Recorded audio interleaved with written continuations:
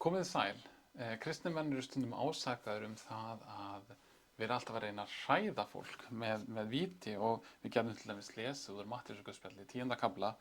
Hér segir Jesús sjálfur, hræðist ekki þá sem að líkamann deyða en fá ekki deytt sálina. Hræðist heldur þann sem megnar að tortíma bæði sálu og líkama í helvíti. Og hver er þessi sem að megnar þetta? Jú, það að sjálfsögðu Guð sjálfur, sá sem að skapaði okkur og skapaði alla hluti. Hann getur líka tortímt okkur og við þurfum því að ákveðnu leyti að óttast hann. En hann er líka svo sem segir óttist ekki, því að hann sendi son sinn í heiminn, því svo elskaði Guð heiminn að hann gaf son sinn eingetinn til þess að hver sem á hann trúir glatist ekki heldur hafi eilíft líf. Þannig að á sama tíma segir Jesús að við þurfum að óttast Guð, en hann er sá sem að vill ekki við óttumst, þess vegna hefur hann sendt son sinn til þess að við trúum á hann og í trúnni á Krist eigum eilíft líf og þurfum því ekki að óttast. En er þetta svona hræðslu áróður til trúar? Það er spurningin. Erum við að reyna að hræða fólk til þess að trúa? Það er ákveðin hræðsla í svona boðskapi, að sjálfsögðu. Eins er það í öllum boðskapi sem að horfir á hlutina eins og þeir eru og sér einhvern vandamál. Við getum til dæmis talað það hvernig talað umhverfismál. Það er sagt að ef við breytum ekki hegðun okkar og tökum okkur ekki á, þá á heimurinn eftir að tortíma sjálfum sér hér bil. Það verða flóð og ofsaveður og stríð og alls konar. Ef að hlutinni fá að halda áfram og menn hugsa til dæmis til ársins 2050 að þá verði heimurinn bara í ringulreið. Og það er ekki gert til þess að fólk eigi að vera hrætt og ganga og geta ekki sofið og þess áttar, heldur til þess að við tökum það alvarlega.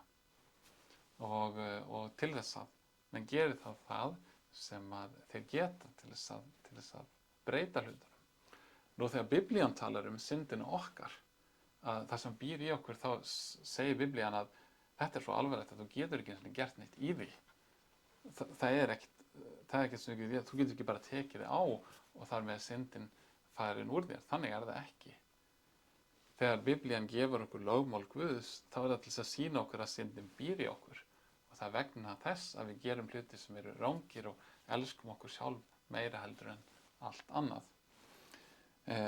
En síðan segir Biblían að einmitt vegna sem við getum ekki gert neitt í því sjálf, þá hefur Guð gert allt sem þarf að gera.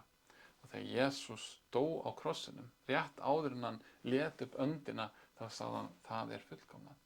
Hann hefur lifað fullkomnu lífi í okkar stað til þess að við getum bara trúað á hann og treyst honum og þá mun hann gera þetta allt saman fyrir okkur. Hann mun lifa heilugu lífi fyrir okkur, hann mun deyja fyrir okkur og rísa aftur upp frá dauðum fyrir okkur. En það hefur hann nú þegar gert það og hann bindur okkur við sig í heilagri skírn og í trú okkar á hann bindur hann okkur við dauða sinn og upprisu sína.